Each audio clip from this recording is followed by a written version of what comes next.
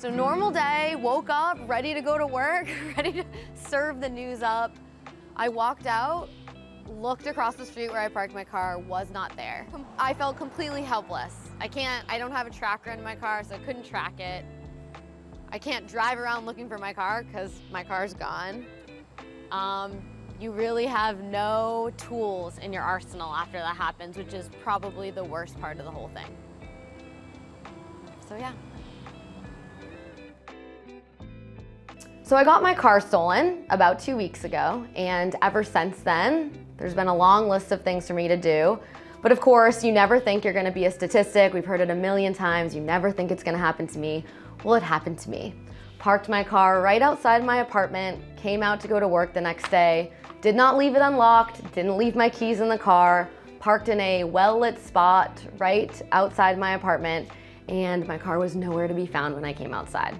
And of course you have that moment where you think you're crazy, that maybe you parked somewhere different, or you forgot where you parked, or maybe you forgot that you left your car somewhere last night. You go over all these scenarios, and nope, your car's just gone. Now we hear about this a lot with Kias and Hyundais. Of course, this is nothing new, but you don't really hear about it with Jeeps or newer cars that have technology, have the alarms that so-called protect your car. And unfortunately in my situation, which I think a lot of people may experience the same thing, not everybody has cameras in their neighborhood. There's not Ring doorbells everywhere to capture what happened.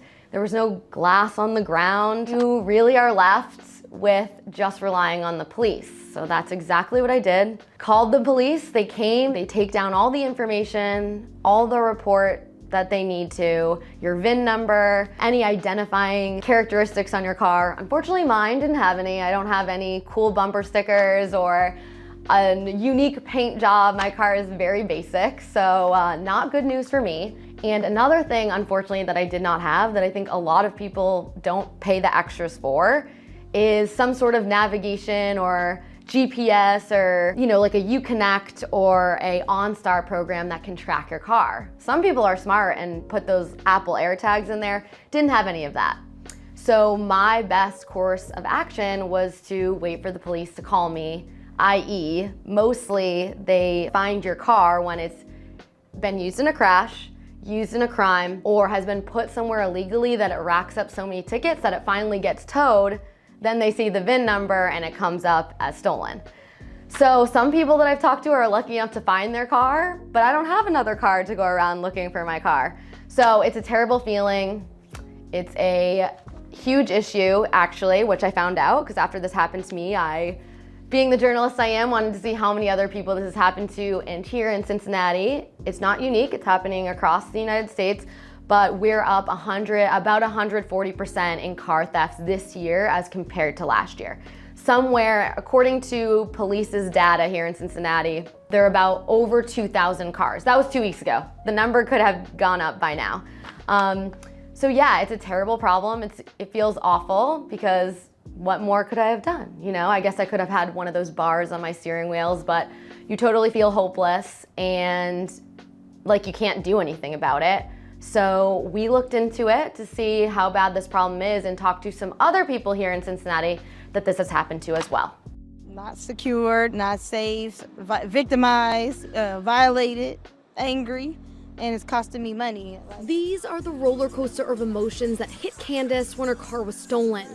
Her Hyundai Sonata is a popular target, along with Kias. Yeah, they think it's a game until it's them or their family members are affected by being stolen from. Yes, we're seeing more cars come in with either ripped up steering wheel consoles or, the cars have gotten stolen and recovered and, they need to get everything repaired. Aldo Parada owns Westside Auto Care. He repairs a car after being stolen, like Candace's, almost every single day. We couldn't even get parts for it because it's happening so much around the country. The neighborhood reports for Cincinnati police back this up. They show out of 52 neighborhoods, 2,061 cars have been reported stolen so far this year. That's close to a 140% increase from last year. The neighborhoods with the most thefts start with OTR at over 200 cars stolen, then to downtown and Westwood, then not far behind is Walnut Hills, University Heights, East and West Price Hill, and Clifton. But it's not just Kia and Hyundais, it's all cars. And this week, I became a crime victim. So yeah, I just thought I was crazy for a couple of seconds and then the shock set in. There's nothing you can do. I felt completely helpless. I don't have a tracker in my car, so I couldn't track it. I can't drive around looking for my car because my car's gone. You really have no tools in your arsenal after that happens, which is probably the worst part of the whole thing. So yeah. My 2019 Jeep Cherokee stolen right out from under me. It was locked, it has an alarm, and I had both key fobs in my home. And what happens from there is daunting. Not only do you need to call police, but then your insurance, then there's a 2-week waiting period before insurance will cut you a check for the value of your car if it isn't found. And a rental car isn't automatically included. And if police find your car, they tow it, and you have to pay the fee to get it out. I spent about $1,000 just to get a rental car. I have to pay a $500 deductible. It makes me angry, because I don't want to have to work hard just to pay for something that I've already paid for. So how can you protect yourself? Well, you can buy a car with an immobilizer in it, and this means if someone tries to take off with your car without the proper key or fob, the engine shuts down. But also, it doesn't hurt to get a bar to put over your steering wheel. And even something as simple as that will hopefully deter them for breaking in the first place, smashing a window at least. Yeah, because you got to lock it, unlock it, take it off. But, it's not as annoying as getting your car stolen and walking everywhere. While the police did find Candace's car, it's a mixed bag whether some are ever recovered. And even if you find yours, it could be stripped for parts or smashed up. And thefts show no sign of slowing down as thieves get more brazen. So take extra precaution now. I definitely feel like I should not have to worry about those things. If I park my car, it should be there because it belongs to me. And people, these children or whoever's stealing these cars need to leave people's stuff alone. If it don't belong to you, don't touch it. So unless you've had your car stolen, you don't really know what the next steps are. I didn't. The first people I call that I trust are my parents to see if they knew what to do, and they had no idea because they've never had a car stolen or known someone to have a car stolen. Getting your car broken into is a little different than having the whole thing taken away from you. So there's actually lots of steps, and it's not very easy, and it is kind of stressful, even though you're the victim of this crime. So here's what I had to do. Call police, file that police report right away. You need that on record. Your insurance needs it before they can do anything. And if you have good insurance, they will give you the value of your car, but there's a couple of stipulations. I have Geico, and I researched it across the board. A lot of insurance companies follow this same policy. Your car has to be missing for 2 weeks. They give police 2 weeks to try to find this car before they will even assess the value of your car and give you that money back.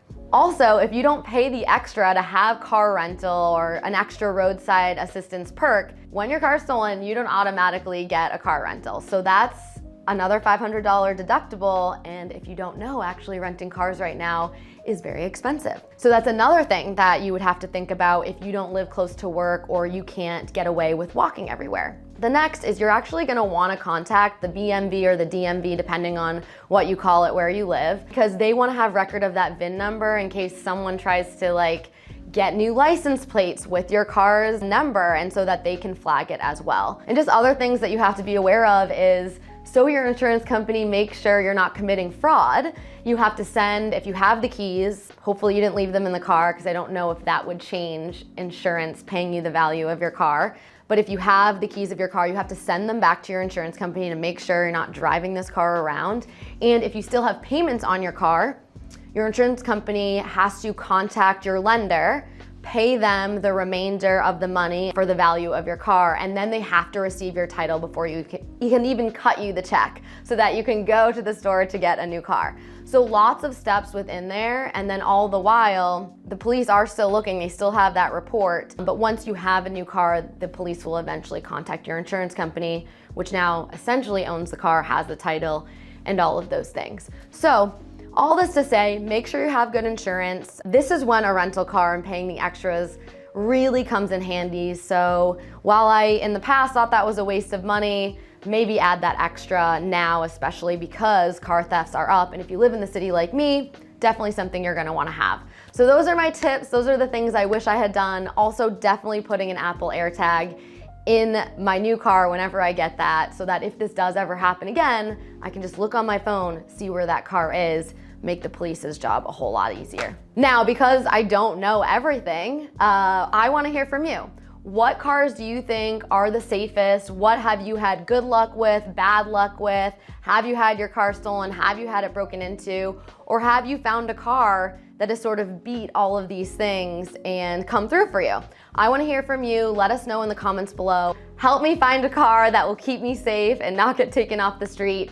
And of course, if you want to follow along with more of our stories, whether it's fighting fraud, car thefts here in Cincinnati, or anything business, product, money related, just hit that subscribe button below.